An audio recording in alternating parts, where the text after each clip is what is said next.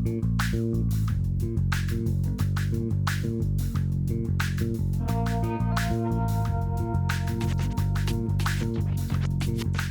Bobby Watson. Yes, Mr. Nayan. Man, it's been so honored to have you come here and do this for us. This is our inaugural Lil Garage Live Records is what we're calling it. And what we're trying to do is really do behind the scenes of great musicians like yourself, and really just, I want to get into the nuts and bolts of what it takes. You know, obviously you are a legend. You've played with, you know, Art Blakey, like some of the greats in jazz. And the thing that brought us together, I wanted to start with, is just when we did Lil Garage Live. Yes. And Lil Garage Live, you knocked it out of the park.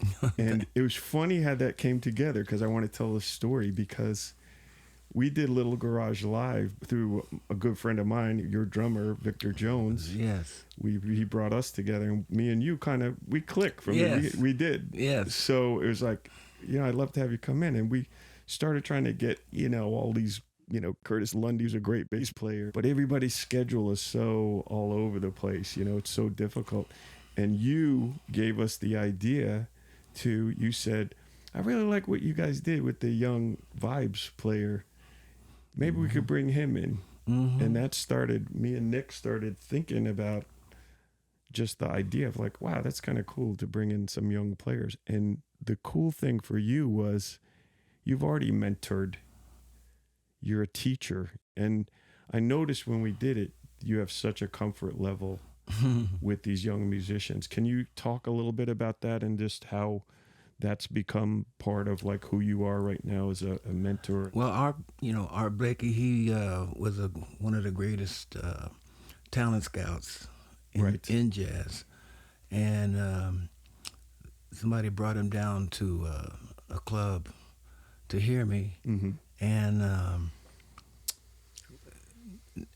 next thing I know, I was in the Jazz Messengers, you know. Just like that. Yeah. I mean, he was expanding to a sextet. Mm-hmm. He had a quintet then, you know, with Bill Hartman, David Schnitter, Mickey Tucker, and Cameron Brown. And he was going to expand. So he gave me a bunch of records and told me to learn the music. Mm-hmm. So I added a third part to it so that the cats didn't have to rehearse. Mm-hmm. That way, when I got on the bandstand, my parts were already there and made a chord where necessary. Mm-hmm. And how old were you when you got to go back, right? Yeah, I want to say 24, 25. Wow. Mm-hmm. Was that like a pinch yourself moment? Like, I'm playing with Art Blakey. Yeah, I mean, when I came home after he asked me to join the band, and I came home that evening from the club, Storyville was the club. Right. And when I unlocked the door, I came in, I said, guess what, Pam? I'm a jazz messenger, you know. Wow. You know, it's like, I went out, you know, just like I always do when I first got to New York, I make it my business. Me and Pam would go out every night and listen to music and try to meet the cats and stuff. Right. And that was this one night where I really wasn't feeling too good, but I had to go out. I pushed through, and that's when they brought Art down to the club, and I think it was his birthday, October 11th. Wow. Yeah. Good thing you didn't miss that night, right? Yeah, I didn't, you know, and they brought him a bottle of champagne and whatnot, and then next thing I know, he's up on the stage, Butch Malva's on drums, and then they switched sticks, and he's back there playing behind me. You know? Wow. Blow, you know. I'm like, what? And that was your introductory, right? Yes. And then he grabbed me by the hand and took me back to the men's room, and which I call the jazz office, you know, and asked me what I would like to be a jazz messenger. Wow. You know. That's amazing. And like, think about it, if you had missed that. You were like, oh, I'm not feeling that good. I'm not going to make it tonight. Yeah, you would have missed your opportunity. Yeah, right? It's funny. I had to go out. You had to go out. The show got to go, right? Mm-hmm. That's the mentality too, right? Yeah. preparation and opportunity. You know, came And so together. did he have a major influence on as far as you just as a composer and as and how you mentor young musicians? Because I was in awe of how you handle yourself, especially with the young pianist. Oh, yeah. It's just Like I said, I grew up in that mentorship environment, and then after I left art, I started teaching at the University of Missouri Kansas City Conservatory. Casey, right? And so I was dealing with young folks and trying to see what I could bring out of them. And I think that 20 years of experience really molded me on how to speak with the young folks and try to encourage them, but at the same time give them the hard truth, because they need to hear that. You can't be too soft in this music. You have to have you can't be too sensitive. You got to know where the information, criticism, or suggestions are coming from, and consider the source. Because if it's coming from a loving place, they have to hear it. And if they're serious about improving and growing, they appreciate getting their butt kicked from time to time. Yes. So, when that session we did, it was a little bit of butt kicking, as you remember, and a little bit of encouragement. And but that's what fascinated me about like your approach. Like at one point, the young pianist, he's obviously super talented. And he's playing, is it notes, notes, notes, notes.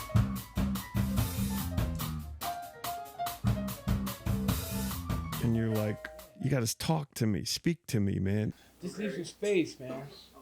You're shredding. I mean, say something.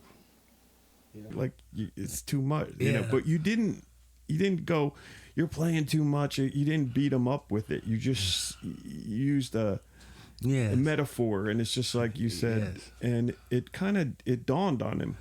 And it was funny, if you really go back and watch the video, at one point he's playing, and you're like, you said while he was doing his solo, he opened it up and he let the track breathe, and he's soloing, and you go, yeah.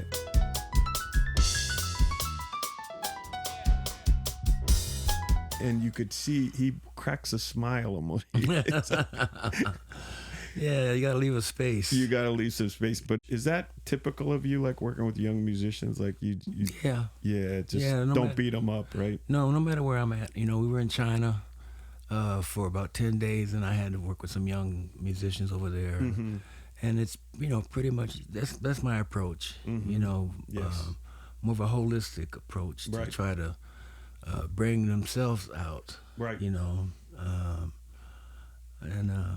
It seems to work. When we were coming up, our elders were much harsher on us, but we come from another generation. Yeah, even with our parents and stuff, exactly, different times. Exactly, over different times. Yeah, and also having 2 children of my own, that Pam and I watched grow up, and we had raised and tried to guide, and realizing that a lot of stuff that worked with my parents on us doesn't work with them. Exactly. And some of the stuff that they did with us didn't work either. So, you learn over the years, and having 2 children grow up in New York and try to pursue their...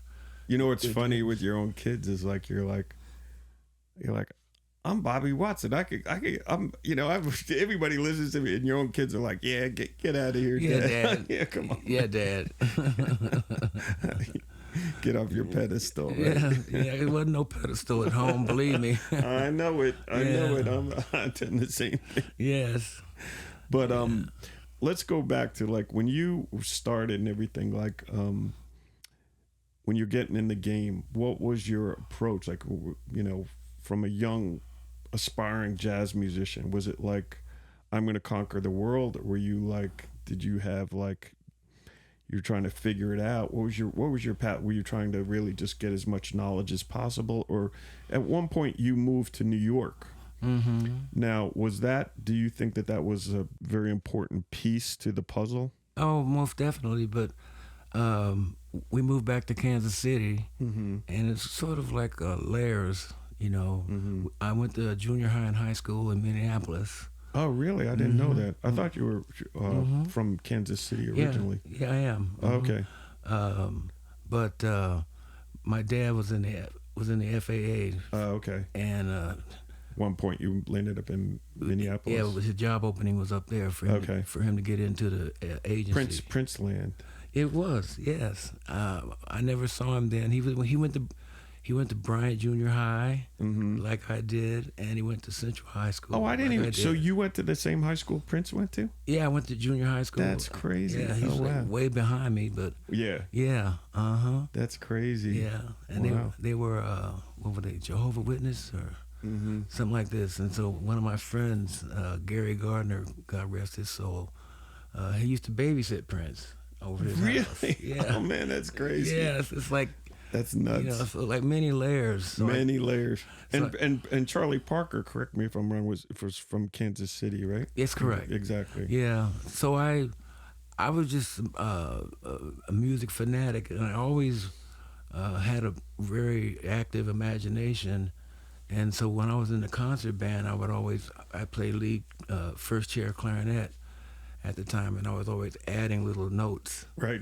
to the parts. Right. And my band director, Fred Koppelman, said, "Stop padding the parts, It stopped changing. But I would hear stuff, and I would just do it, and Right. see if he would notice. And Which is the beginnings of composing, right? yeah, and Basically. improvising. Yeah, exactly. You're hearing something and you want to get it out. And then my high school history teacher, he played jazz drums at night, and so he turned our American history course into jazz history Mm-hmm. for us the last half of the year. And then he took us through all the different eras, and that's where I discovered Charlie Parker on record. Mm-hmm. And it's up in Minneapolis. And plus we had a friend, Solomon Hughes, who was really into West Montgomery and played great guitar. Mm-hmm. And so he was a big influence on me. And so I started to, went out and bought my first records. And you were always playing alto, or Yeah, did you ever play tenor or anything? a little bit. Yeah. A little bit. But you just I gravitated toward that, I guess, Alto, coming yeah. from clarinet. But I just heard my sound on that one, Right. I guess. that was like you were drawn to the alto. Yeah, Right. and they had new altos that year. Mm-hmm. Because the band, we used to get new instruments in every year. So Mm-hmm. the new ones were Summers, right alto. back then. Bundy's, Bundy's, yeah, right. the student level. Right. But it was so, so beautiful and so small, it looked like a piece of jewelry. Mm-hmm. And I was attracted to that aspect of it as well as the sound. I said, man, if I can really play on this one, man, it should probably be something beautiful. Now, how much did you? I always think back to my brother. My brother's a drummer, and he ended up going to Berkeley, and there's separators even at a young age. He used to practice 10 hours a day. Now I was a musician too, and I could probably put in 2 a day. But I didn't become that great a bass player. But my brother became a great drummer because 10 hours will do you. So how much did you used to practice? Was it? I used to practice all day. Yeah. Yeah. Whole day, like. Off and on. Right. The horn would be out of the case. I'd get an hour or two in and take a break and then do another hour or two. Go outside for a little bit. Yeah, go outside Yeah. or something, Right. And then I took piano lessons too. That was I started To understand out on the chords and stuff. piano. Yeah, Mhm. exactly. And then I had a band director in Minneapolis. He was at Bryant Junior High, and he was a jazz pianist. His name was Jimmy Hamilton, God rest his soul. And he was showing me basic voicings. Mm-hmm. And I was in high school then, but I'd go over to the junior high because it was right down the street. Right. And he would work with me after school and just show me some basic major, minor, dominant, half diminished stuff like Right. this. Which is all part of your where compositionally where you are able to get to later in life, right? Yes. Because I'm noticing nowadays, like you see a lot of some of the young musicians, like there's so many distractions now. Everybody's locked on their phones and stuff. Like, in your view today, is it important to as a young aspiring jazz musician or whatever, to really like get back to basics, put the phone down, like a, I don't want to get too preachy about it. Like, I don't like doing that. You know what I mean? Because we all use phones. We're all addicted to them in some way or another. But the importance of putting the time in is what I'm trying to get to. Yeah. We didn't have those distractions. Right. And if we wanted to hear something, we had to go to the record store and buy it. Right. And maybe one album or two. And that's how we built our collection. So we would live with a record for like a month, and then we'd open a new one and then look at the liner notes, like who produced it, who played this, who did the percussion, every little detail. Every little detail was on there, and it was a different time. And then there was no fake books either. So you had to learn. You had to do it yourself. Yeah, and luckily I had some piano skills, and so I could hear chords and make the chords and write them down and stuff. And we used to put stuff together on our own. And videos. If you could see a video of one of the greats, that was a very special treat. You pull out the popcorn and get ready to watch, That's funny that you bring that up, because that's part of how we merged, because I was talking to you about with Lil Garage Live, like my concept is to really like capture the moment of when you're in the studio, behind the scenes, everything. And that's part of the journey. And I think like we recently did your recordings for High Note Records with Barney Fields, like a great guy. And you got a new record coming out. You rehearsed over here, and it's important to get now the content of the moment of like whatever you're doing now, because if you think about it, we had this conversation about if when Miles was rehearsing, like what would that video clip be worth nowadays? Absolutely. I mean? And it's important too. It's because it's documentation. Yes. And speaking of the young people today, we were talking about the phones, this type of thing is going to help them when they get a chance to see, and hopefully it'll be a teaching. Exactly. And exactly. And the serious ones, the serious young people I've met, they use the technology as a tool and not as a crutch. Right. Because it's a good fact. There's a certain spirit that any serious jazz musician has coming up. They know that they have to do the work. They know that they have to sacrifice time. Right. And so it's great that they can be able to see this and us talking and the nuts and bolts of sausage being made behind the scene. Because, that would have been great for us. My gosh, but it was... we made it through, and I think, Well, we didn't have the same distractions. Like, it's really, you know what I mean? One of the things I want to, like, steer people back to is, like, just, like, if you want to be great, put in the time, That's it. There's nothing around that. That's forever. Yeah. If you want to be great, you have to put in the time. Right. And they say 10,000 hours to... Well, yeah, exactly. And on that point, when you see somebody like, oh, he's talented, what's the difference from somebody like yourself's perspective between talent and greatness? Like, is there a halo or an aura, glow? I think it's, first of all, you can kind of hear what they're playing and how they play it. Can you feel something? Like I was telling the piano player, are they phrasing? Can you speak for me? Are you speaking from the heart, or are you just like going up and down playing the notes. instrument? Playing notes is a difference.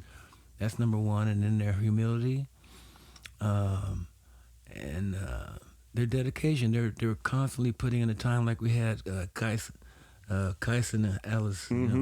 Yes. He's 19 on the record, and but his seriousness when I first saw him, you can just tell the young musicians that are really serious, they're mature beyond their age. Yeah, and you know what's funny is like when we were at Sear Sound and you guys were recording, man, it was almost like this kid's 19, and I was watching him.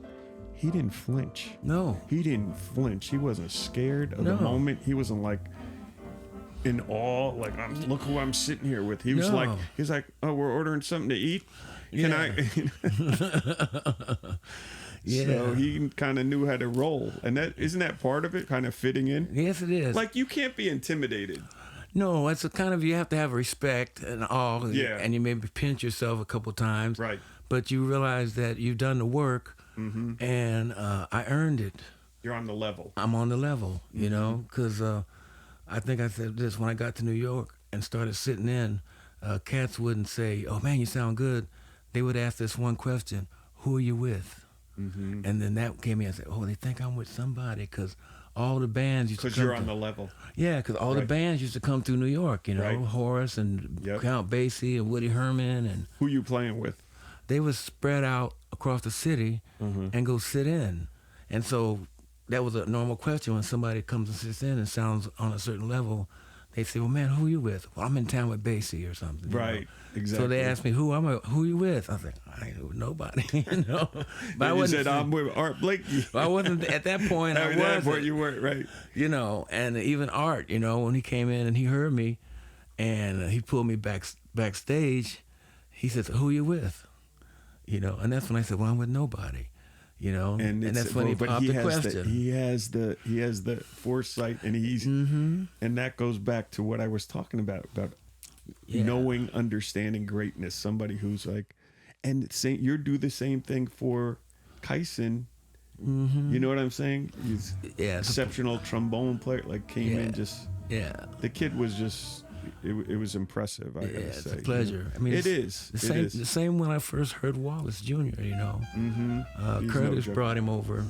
We did a gig in Jersey a couple years ago, and I want to try to time I get heard him it. on Lil Garage Live. He would be awesome. Yeah, he would be. Yeah. And when I heard him, I don't know, it's just something in their sound, a certain maturity, certain confidence. Right. You know, without being arrogant.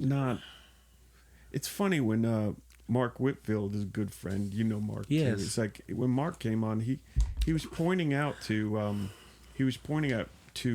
us about. He said to the young guys, like, listen, it's important that you don't read exactly what the notation is of Coltrane's solo.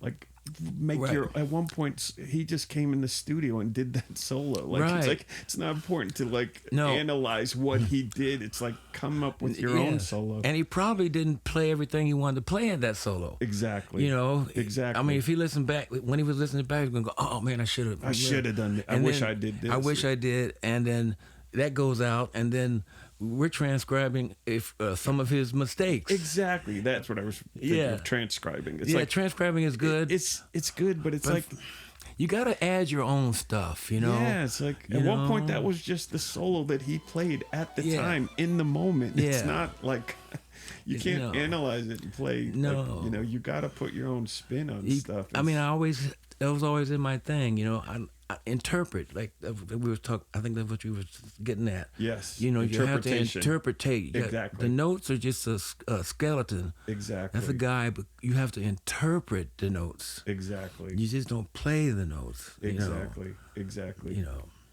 And so, with this kind of a thought and everything, it's funny. Like we were just talking about when you came in. Obviously, I got my Knicks water bottle here. Yeah. Knicks just won the championship. Yes. It's like, and so when we did Lil Garage, the first one, I remember it was so funny. You came in with your Kansas City. I had my Chiefs stuff on. Yeah. You're a hardcore Chiefs fan. Oh, and it's yeah. like, and you came and represented. It's like, and I got my Knicks gear. But it's the funny thing is you think about, I played sports and I also do music, but the tie between the two, it's very close. Oh, yes. It's you watch somebody like Jaylen Brown, you see greatness. Like, guy might be 6'2", but he's great. You see Mahomes, you see greatness. It doesn't matter when he was young, you could see it. And it's the same thing what you're talking about with like Kyson or the young, like, yes, they're separators, right? That's correct. You know, it's, and it's like, he controls the tempo. You know, Jalen would control the tempo. He would look. He could see angles. he could see things before they were getting ready to happen and anticipate. You know, because sometimes when we're soloing, we have the bridge of the song coming up, so we might be 8 bars away from the bridge, but as we're soloing, we're already anticipating where we're gonna go to get to there. Right. And so when it lands, it's like a lob pass or something. You know what amazes me about jazz musicians? It's like, I play bass. I'm a decent musician. Like, Victor Jones will go, "Why don't you play on this jet?" Like, bro, I ain't no jet. I ain't on that level. You guys are like on some extraterrestrials. Like, this is what I'm talking about. Is like, you could put a bunch of jazz musicians in the room, and these guys all look across the room. It's like they don't even have to say anything, right? You look at them like the bridge is about to come on, or we're about to do a change, but you never have to say anything. No. Isn't this true? I've been with musicians, you could kind of do it a little bit, but the jazz guys are just, it's a different level of... Well, they say, Art used to say, see with your ears and hear with your eyes. Mm-hmm. So if I go, I hear you. Mm-hmm. And then sometimes you see with your ears, you can see with the positions of the musicians, that visual thing, even though you can't see. Yep. I used to, when I was in college, we had like a couple of amazing blind musicians. Really? One was Mike Gerber, pianist, and he was in the top band. He was blind, but he learned all the charts. He knew everything, and he was just so creative. And there's a couple others. And so when I was in Miami, I was so just, I was always like trying to learn what I might, not to be so pragmatic. So I would put a blindfold on in my just to see during my dorm room and wear it, for a few hours and just, place things before I did. Right. And then I pick up my horn and then, I just like kind of like move around the day with no sight for a minute just to feel it, and because it increases your ears because you start to see with your ears. That's interesting because I say my nephew is he's doing music production. He's getting into it, and I had to tell him, I was watching him. He was like drawing in like little waveform. He's altering things. It's all visual. Yes. You know what I mean? And I said to him at one point, and I think this is good advice, at some point, get out of the computer, get out of seeing, and use your ears. Mm-hmm. Like it doesn't, you can't draw the waveform in and then go, let me listen back to that. It's like, just get the fader and push the fader. That's correct. You know what I'm saying? I mean, like, can you imagine? I mean, I think I've seen pictures of Stevie Wonder at a mixing board. Yeah. When they would say... Blind. So He's blind. Exactly. So, I mean, they would, he's over here, but it was all ears. Yes. They just tell him, Mr. Wonder, it's over here, or Stevie. Yes. And then he would go from there, I almost think that if you were blind, you have heightened sense of musicality, wouldn't you? Because yes, it's like, no doubt. And that's interesting about, like you saying, putting a blindfold on, because even myself, I fall victim to it as a producer. Like, I have Pro Tools, I have this, I have all this stuff. Yeah. You have the screens, I have double monitors. Like, you got to correct back to, like, the way we got into this is sound. It's sound. It's the sound. It's like, these are all tools, right. Pro Tools. Exactly. And Finale and all this, these are all tools. Right. Even though I have a phone, I still wear a watch. Right. Exactly. But I don't need my phone to tell time. It's funny, the younger musicians, they don't have watch. I don't need a watch. They're not into watches. It's like, I don't know. Yeah. I like mine. Yeah, but watches are another. It is. That's another aesthetic too. It is. Watches. I think they're making a comeback, actually. They are. They're figuring out how to do it. They do more than ours do. Yeah. But it's like it attracts the younger folks. It gives them a reason to put something on their wrist. Exactly. Exactly. But it's like, it's good. I mean, like I say, the thing is, the technology is here to stay. It's going to keep advancing. And I always say that right now we're in the horse and buggy days of technology in terms of what's going to happen before the computers and stuff, because it's 2026. And I say, well, think about it. What would 1926 be like? Because I was born in 53, and as I move forward, I look back on 1926 or 1910. I'm going, wow, man, I don't know how they got by with, So now we're in 2026, which is, a lot of advance. I mean, it's just mind-blowing stuff that hasn't even been presented. But at the same time, I get a little melancholy. I go, oh, man, I want to see what 1940 is like. I mean, 2040 or 2030, And you know what's interesting about that? And that I wanted to touch upon the future, but veering back into the past. Yeah. I saw an interesting thing on, I think it was on YouTube maybe a couple of weeks ago about Frank Sinatra. Him and Sammy were boys. And Frank, the great thing about Frank is he sang like a brother. He sang like he was black. He had that feel. He could do that. He could tell a story. Like he never sang the song the same way twice. Like, no. He had that feel. And all the black musicians knew it. And they were like that. They all clicked. Yes. So there was a story about Frank when he was playing somewhere. I think it was in Florida or something, maybe in Miami or something. And all the black musicians had to stay in a separate hotel. And he gathered up Ella and a bunch of other musicians that were there. He said, come on, you're coming with me. And he came in and he put them in the front row and said, these are my friends and they're sitting here today. And if you have a problem with that, I will never play here again. I'm not singing. And they changed the laws and stuff based on that. It's like, and that's the kind of thing. It's like Frank, it wasn't about black, white. No. It was about humanity. And it was about musicianship. Like first and foremost, like he's like, I want to play with these guys. Yeah. And these guys are my friends. Yeah. And if they can't, it's either, I think they even got some into this hotel too. Mm-hmm. Exactly. I'm not. That's part of the story. That he got them to be able to stay at the hotel, and they changed the rules of engagement. That's what I mean? And that's, to me, that's part of the past. Is like, my father was a two-time All-American in lacrosse. He played. Wow. Yeah, he played against Jim Brown. He played at Hobart. Really? Yes. He was at Syracuse. He was my dad was at Hobart, and Jim Brown was at Syracuse. Yeah. And there's an article about the two of them going head to head. Wow. Yeah, Jim Brown won.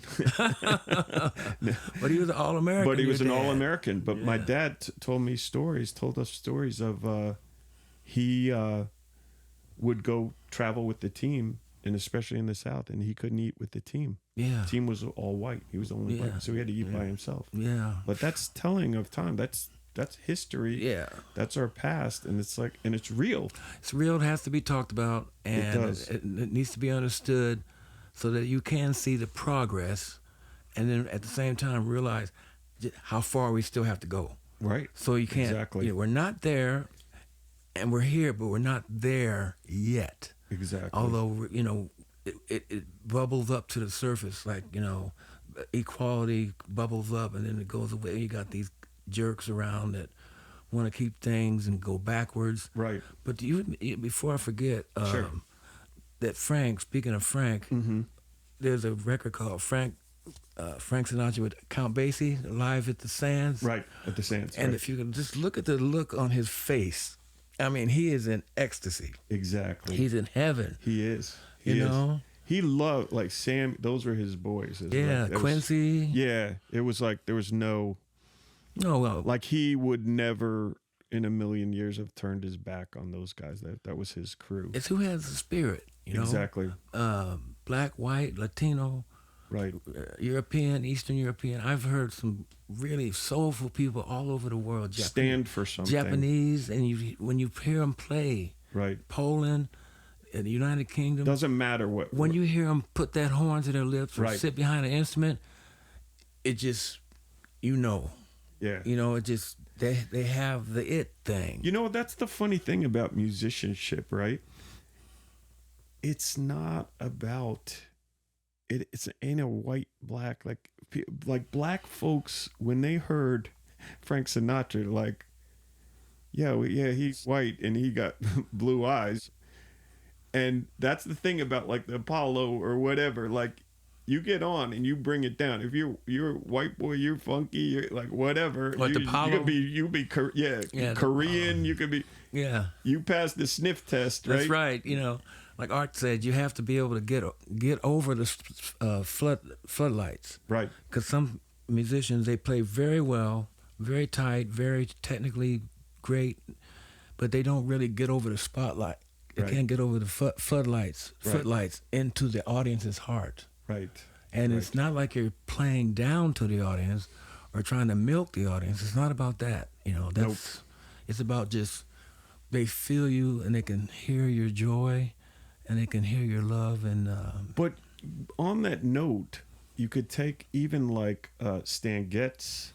There's Bill Evans, like so many great white musicians but they even all those guys, like there's no, it's like, oh, you're black, I can't play. You got to eat in that restaurant. It's all barriers are broken because we are musicians, and they knew who they had to play with, and they knew who they had to listen to. More importantly, all those people that you mentioned, they went to the well. Right. Exactly. It's the black art form. We started it. Right. And then you have to go through. If you want to learn how to play klezmer music, you better not be a racist, right? And you better listen to some Jewish musicians playing klezmer. Mm-hmm. If you want to listen to polkas, you better listen to some polka musicians. If you want to learn how to play Scottish, Irish folk music, you better get you some records for and hang around some Irish musicians so you can learn how to play that penny whistle and stuff. Mm-hmm. You got to go to the well. And every culture. And jazz. And jazz got the well. That's our culture. Mm-hmm. So the white people and the other denominations or whatever, when they come to the well and they come out with respect, they're going to be all right. And the funny thing is there's no denying black musicians. Well, I mean, if you went to breaking the rules, basically. Well, yeah, if you go to a white musician's home, his record collection is going to have black faces all through it. Right. If he's serious, or have black pictures of musicians on their walls, no matter and what no shame in it, or no matter what nationality they are. Yeah, because it doesn't matter. Those are their heroes, and that's where they're coming from. And all that taken into account means that it's just about what you bring to the table, and if you're sincere and honest, then you're accepted. Exactly. That's the universal It's not a color. It's not race. It's about if you're a guitar player, if you're the drummer, if you're the saxophonist or whatever your instrument is, trombone, kaisen, what are you bringing to the table? That's it. Exactly. And that's the only criteria. Art told a story. He said he went to Japan and he had Chin Suzuki on bass, and he's Japanese. And the Japanese really they used to have a hard time accepting their own playing jazz back in the early '60s and whatnot. So he went up there and he was playing, and then a guy comes up, Mr. Blakey, you have a Japanese bass player in your band? He goes, oh really? I thought I had a bass player.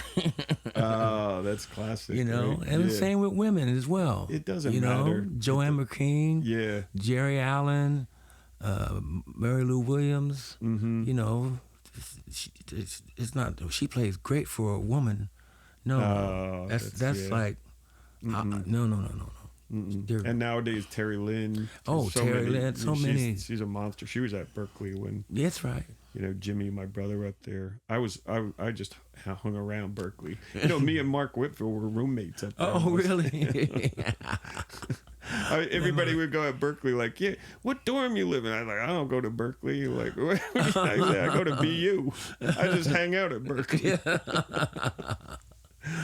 Oh man, so you never really formally enrolled? No, I never went to Berkeley a day. You were just hanging in I there. Was like, oh, you sing? Can you want to sing on my track? I was over there pimping. Yeah. They were like, I had my little dorm. I had borrowed my boy's dorm pass. I had free reign. That's but meanwhile, cool. Then I run down to BU and be doing my marketing class. That's cool. Yeah. Big pimping, That's it, man. Hustle, baby, hustle. Yeah, it's all part of the grind. But moving forward, going on, so we talked a little bit about the past. Where do you see the future? And what are your thoughts on AI and kind of some of the stuff that's going on nowadays? Oh man, I don't know.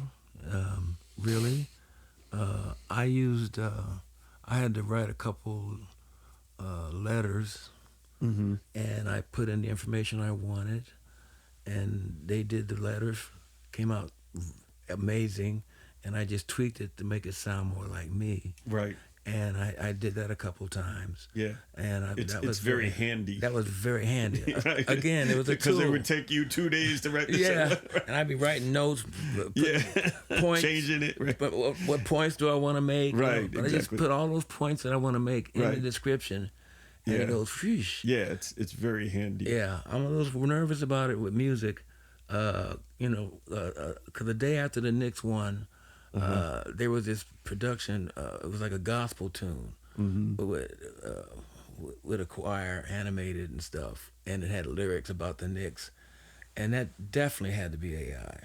Well, that's what people are doing. I kind of feel like it's interesting what's going on, because it's like, I don't think it's like, nobody really wrote it. You know what I'm saying? Like, how do you, like, it's I know not who really, gets credit, right? Yeah, it's like, I mean, you're getting into, I go back to this thing that I'm talking to friends of mine, like, yeah, this AI is cool. And I was like, but you're becoming part of the sample pool. Like, I have a friend, he wrote a track, and he says, oh, I needed a guitar player. So I put it in AI, and it spit out this guitar player. Isn't that cool?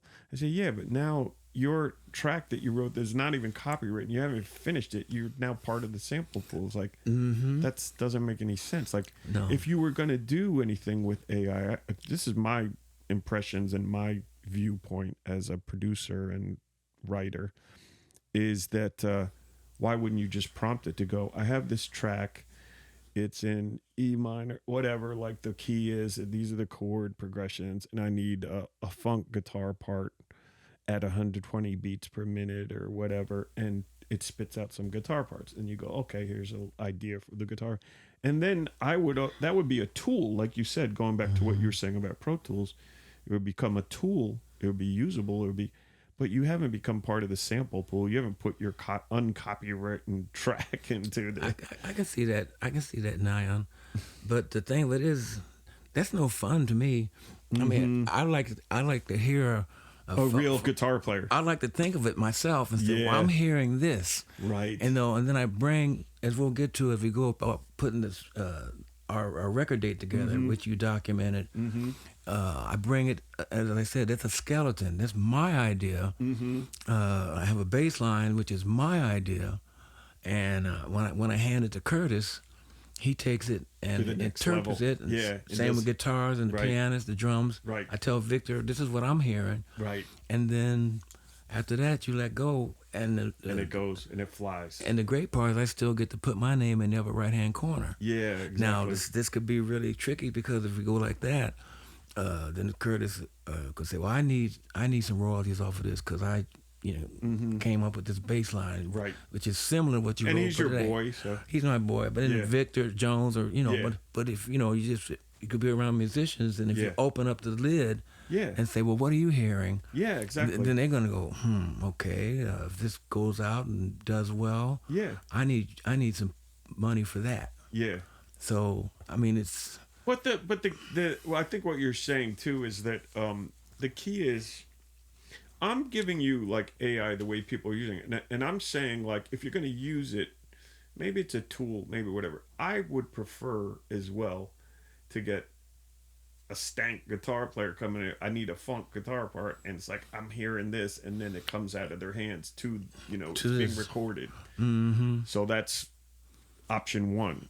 But not everybody has that in their wheelhouse. You know what I mean? These young guys, like, my nephew came up here, and he's like, can you help me get some singers and blah, blah. So we put together a session. We had these two really terrific, the girls that sang on the Roy Ayers track that we did the cover. Yeah, they're awesome. Charmaine and Marlo, these great singers. They came and did a little session for him, and he was just like in awe, because what they're doing nowadays, they do sessions now. It's very interesting. It's like, he'll send the track to some singer, and the singer like puts some vocals on it, and then he gets it back. It's like, and I'm like, wait, where's the production?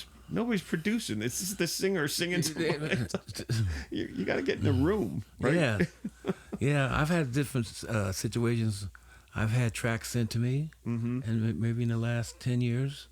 More common way of working nowadays. Yeah, a computer. And it would, I'd put it up, go to the studio, put it in, and then send it back. You know, that did happen, and it even happened. I did this. Well, when I did this record, I did a Christmas record with Joe Williams. I was the arranger. I think it's called That Holiday Feeling, and Michael Cascuna gave me the rhythm tracks, and they were already down. I think CTI did that a lot too. Bob James and them, Creed Taylor. They would have the tracks, rhythm tracks ready, and then Bob James or Creed, they would come in and they would overdub the horns. Okay. Because I mean that's not uncommon. Yeah. Right. Even with rhythm and blues back in the day. Right. You drop the rhythm track. Then you add the horns. Right. Singers are over there singing, but it's a scratch track, as they call it. Yeah. You know, it's not going to be the final. Yeah, but at least so that kind of thinking has always been there. Yeah, the overdubbing. Overdubbing. As opposed to everybody's live in the room. Yeah. Right. And then I did on back. Which home. is common, even in our day. Like whatever. It's like back. Yeah. I mean, back past home. 20 years. Once the computer came and people had portability of like, you know, I always go back to one of the things I came up on 2-inch 24 track. Oh, yeah. And it goes back even before that. But I always say to young producers, like, the difference is like now you've been given the keys to a Ferrari, but you don't know how to drive a Ferrari. You know what I'm saying? So you have 128 tracks or unlimited tracks, which means 128 decisions that you didn't make. And back in the day when you had your 8-track, you're like, we gotta put all the drums on one track. We gotta and like hence the Beatles or anything. It's like a Beatles original track, 4 tracks. You know what I'm saying? It's like, so this forces you to make a decision. You have to at some point. Yes. And with it, when I came up and like, I started at 8, went to 16, and when I first got in a Real Deal studio, it was 24-track analog tape. Analog. With the board. And those 24 tracks better have what you're trying to say on it, right? Yes. 24 decisions you got to make. Younger producers sending me stuff to mix. And it's like, well, where's the vocal comp or where's the final sax solo? Like, oh, it's in, there's like 10 takes of it. Oh my!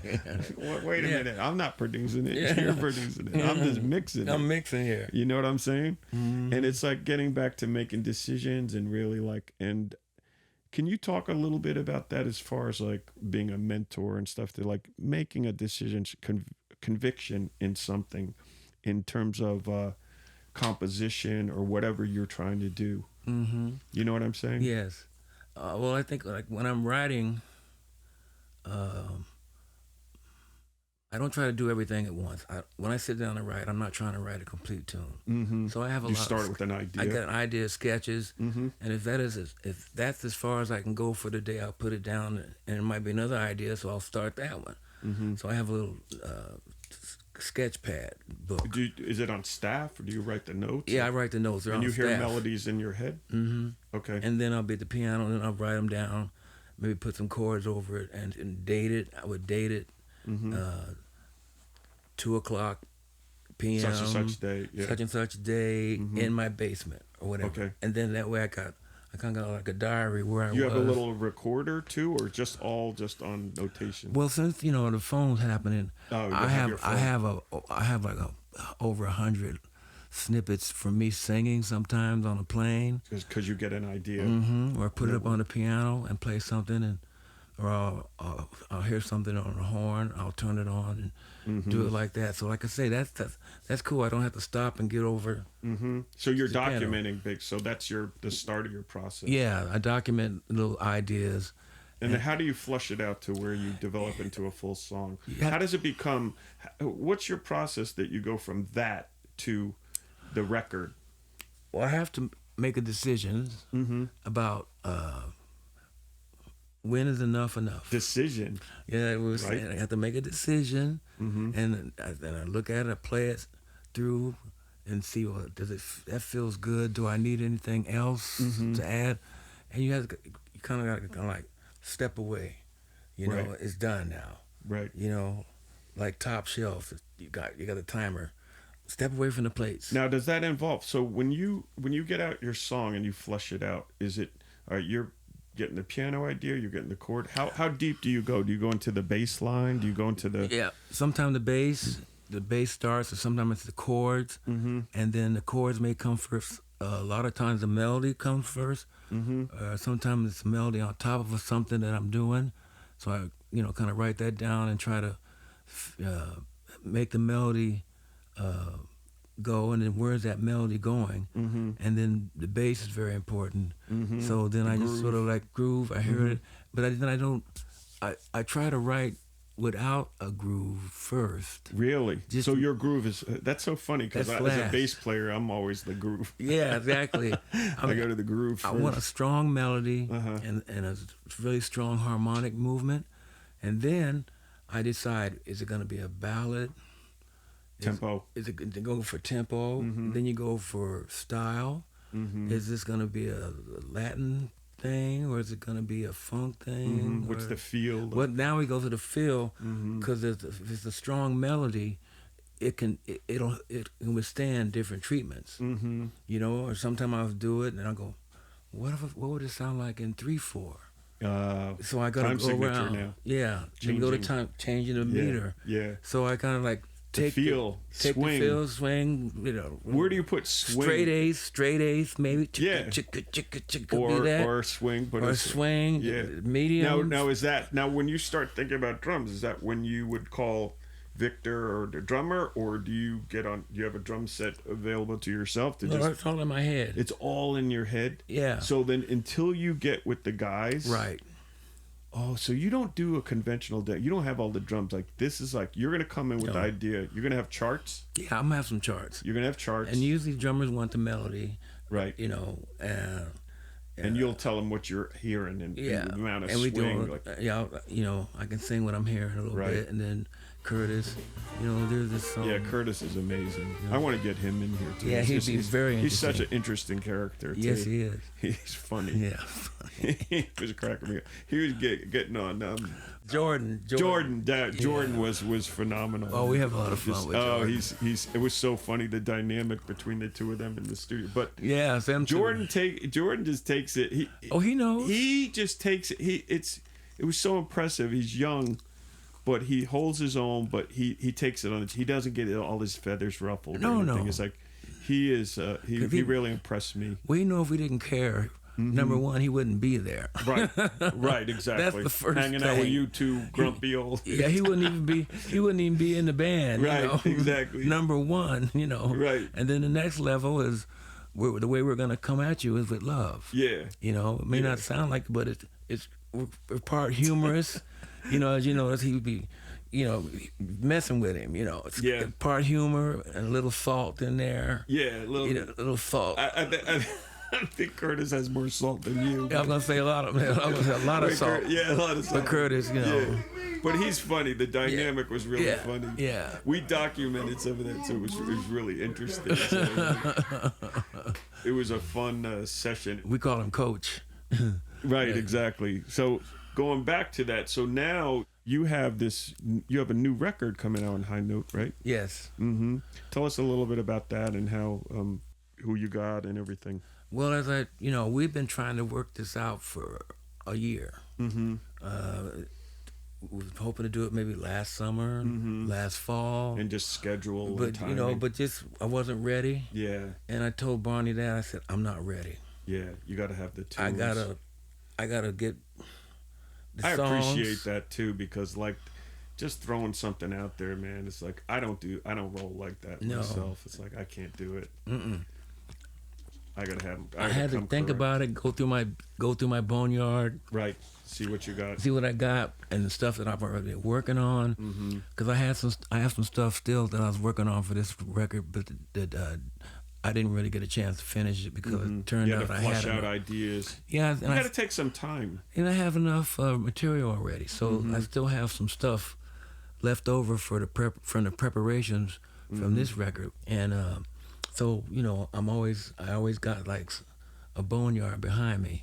I can go back and get, and in the meantime, new ideas come. Yes. So it's like keeps piling up, and new ideas, well, I'll get to that one later. I got about 3 or 4 that I wanted to put on this record, but there was no room for it. So, but it's also part of it is also, and I think this is one of the things that's kind of lacking nowadays is it's become a single mentality. Like, let me just get the single, and you're trying to do an album or a vision, like it's all one piece of work that's all connected at the time. That's right.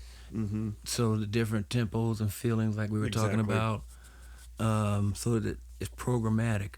Although you're right, because it's important how you sequence the record recording, because DJs don't have time really to go and listen to each one and get into it like they used to. Right. There wasn't that much product out there. So you got to kind of put the things up front that you really want them to pay attention to. And eventually, within about 6 months or 3 months, they work their way down the record, especially if the first ones catch their ear. Right. And they put that on, they go, I'm digging this, let me go down a little deeper. So that's how they work now, And so, like I say, I just... I trust the people that I'm able to get to play with me. I have extreme trust in them. Sometimes I have to say, no, I don't want that, or, can you do more of this, or this is too loud, or whatever. But those are just like fine tunings around their artistry and their creativities. And they know they can adjust. It's like we're tailors. They're like tailors. You want a little more of this, a little less of this. Okay, I got that. So, make the suit fit every time. Now, when is did you guys get a date yet for when the new record, or you're still? It's gonna come out in the fall. In the fall. It's in the mastering stage now. Oh, good. And the liner notes are being written. I gotta get with Russ Musto. He's doing the liner notes, and we had a little talk the other day, and.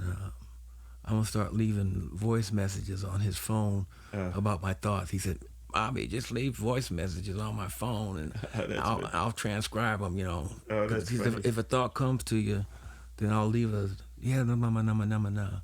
then he'll go back and he'll... So that's cool. I saw Barney when we were at the studio. Like you guys are planning the exec release and everything. I really like Barney. Yeah. Really knowledgeable. His father was apparently very well respected record, especially in the jazz world, right? Yes. Yeah, Joe Fields, man. He was one of the ones. Yeah, they could write a book about him. Yeah, exactly. And so Barney's now taking the helm. It's like, he seemed. I really liked that.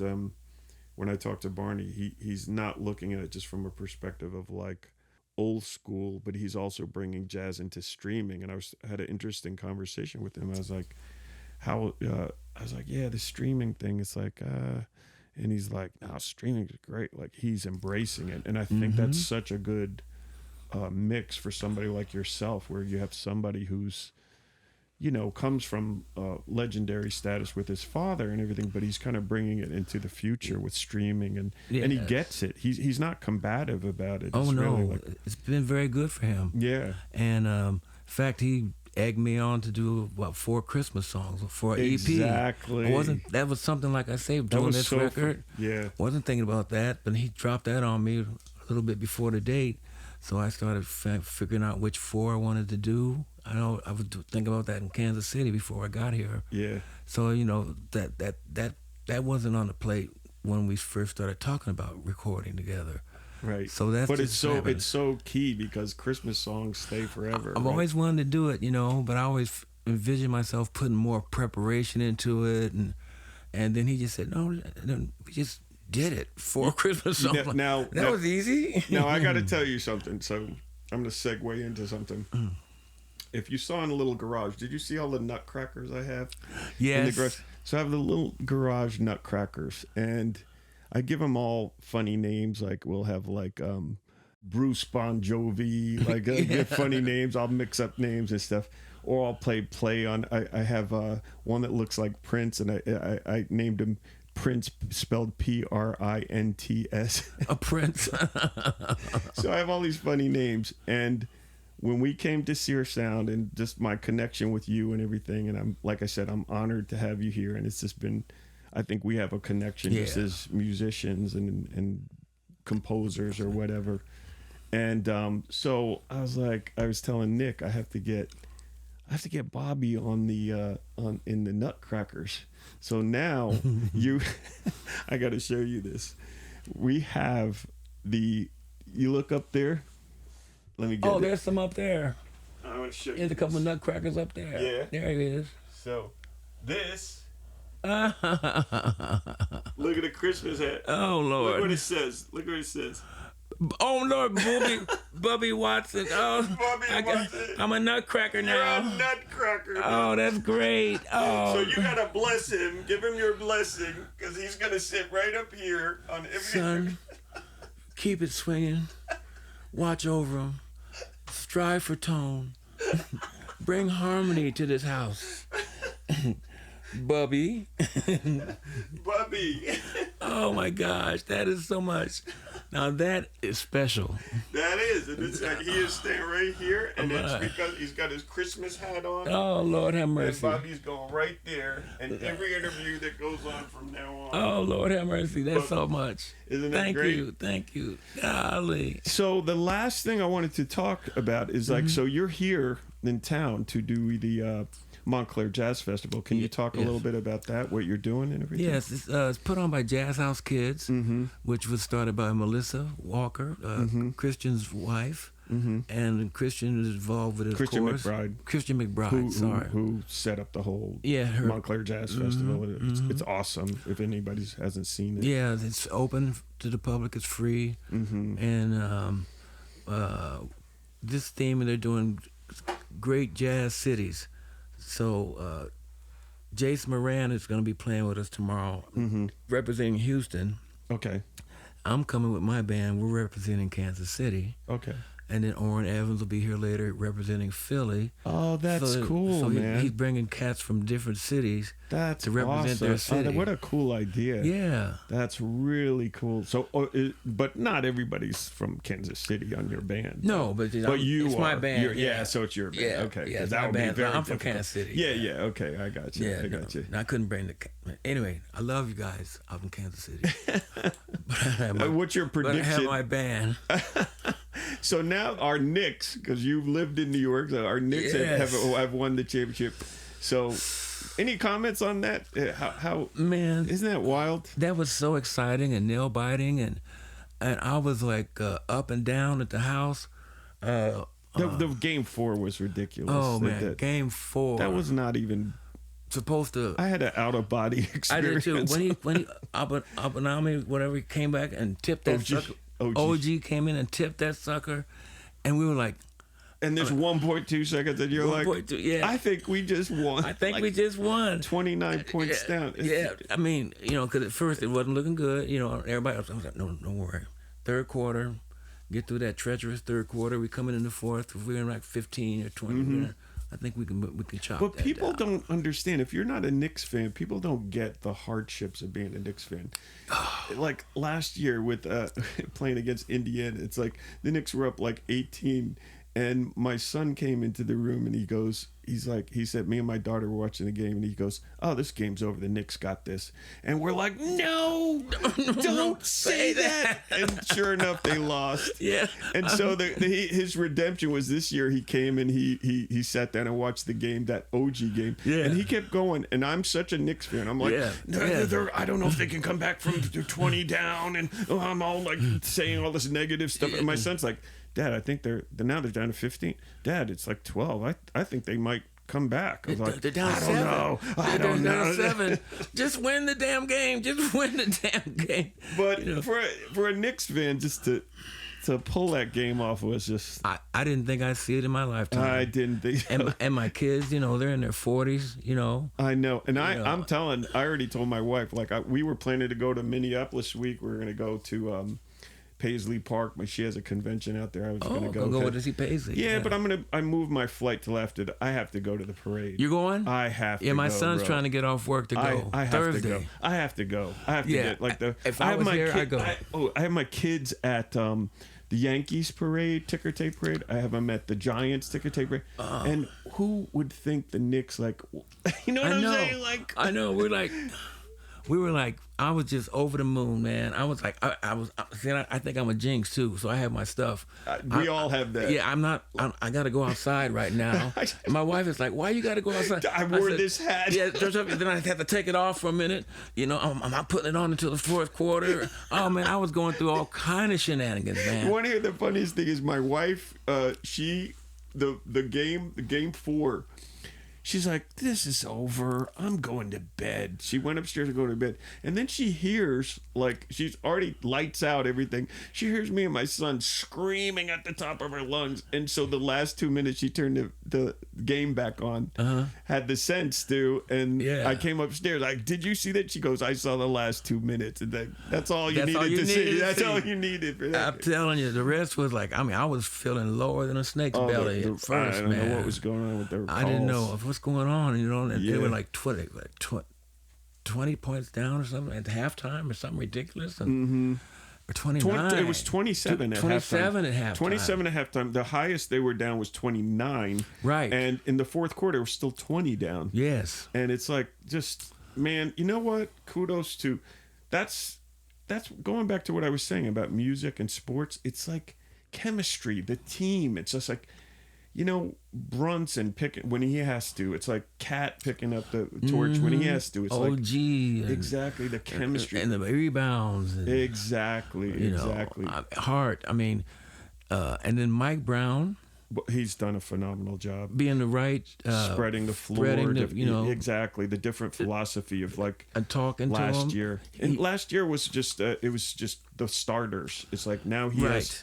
We have Alvarado. We have all these other guys coming off the bench, man. Yeah, it's awesome. All the bench players had a role in it, and it's awesome to see because you can't just win with like last year. I felt like Brunson, he was just worn down. It's like too many minutes, man. You got to give the guy a break, man. It's only so much the body can handle. You know, I think that's this year part of what happened with Wemby. It's just too many minutes, man. Yeah. It's like they wore him down, you know.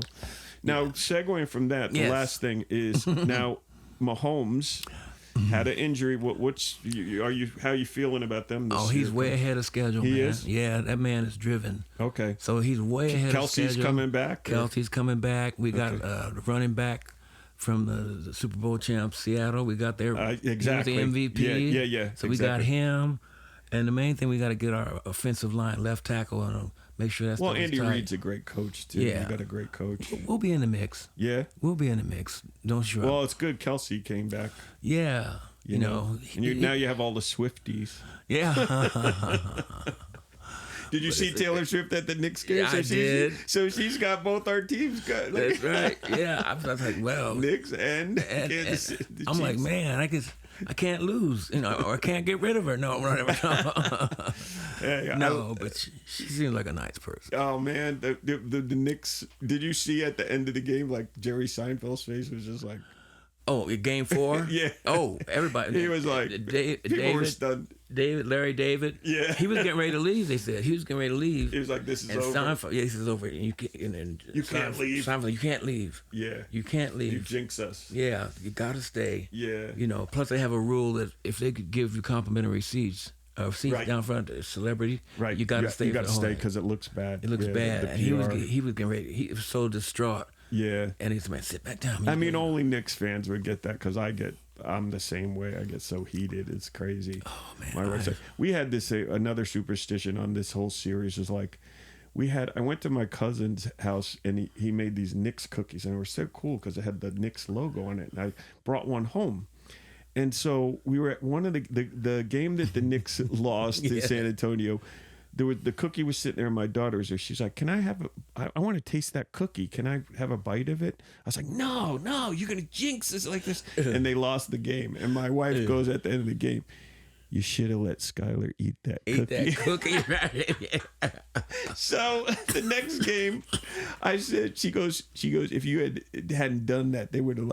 And I said, well, here, eat the cookie. Eat the cookie. They won, and that's the one that came back. I know it's ridiculous. I was like, so now we're eating this cookie, this stale cookie. I mean, I'll be out in the garage, man. I'll be looking on my phone, Gamecast, and then so it's time to go back in. Yeah, you know, and it's crazy. Sports. I slept with my Knicks hat So I was out in Hellsburg, California when I won on Saturday.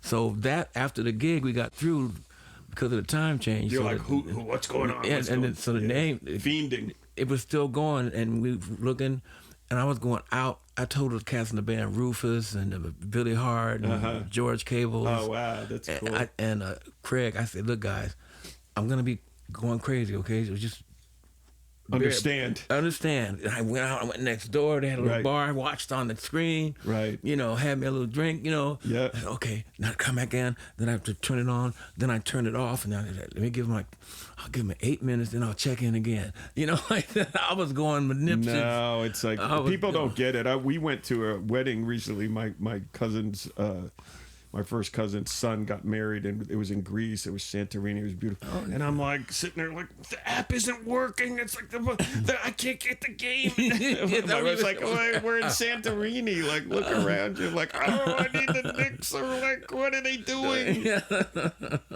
This was the perfect year, right? It was. It was the perfect because I almost think like OKC is a tougher matchup for the Knicks. I was thinking that myself because they're also defending champions. Mm-hmm.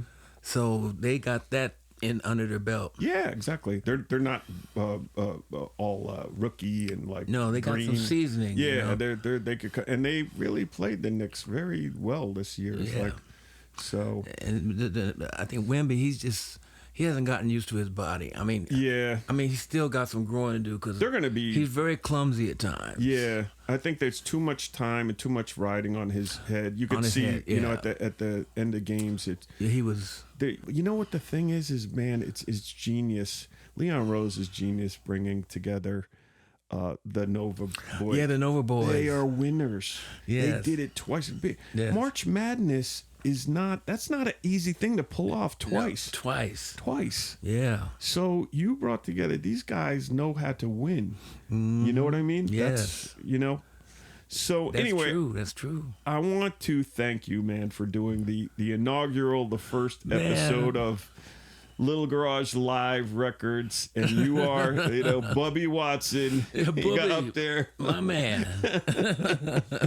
You got to put a little camera in it so I can tune in. We're gonna get some pictures of you with Bubby. Oh, you got to, yeah. But I want to just thank you, man. I think we've always, like I said, we have had a great connection, and I enjoy, and I see us working together more in the future. Same here. And like I said, anything I can do to help you, and like if you need a shout out or whatever, it's been a pleasure, and I'm so glad. I got to give it to Victor Jones for bringing us together. It was Victor. Yeah, Victor's my man. He's always coming over here like, hey, I got this idea. It's like, oh, Victor, do we got any budget? He goes, no, I'll bring you Chinese food and beers. Like, oh, okay, Chinese food and beers. Yeah, but he's my boy though. He's my boy. Very talented drummer and just a good guy. Yeah. So I want to thank you, man. Thank you so much for doing this for us. Well, thank you, Nayan. And we're gonna try to pop by tomorrow, see you. Me and Nick, we're trying to come over there and document a little of that. Okay. Too. All right. Yeah. All right, my brother. Thank you.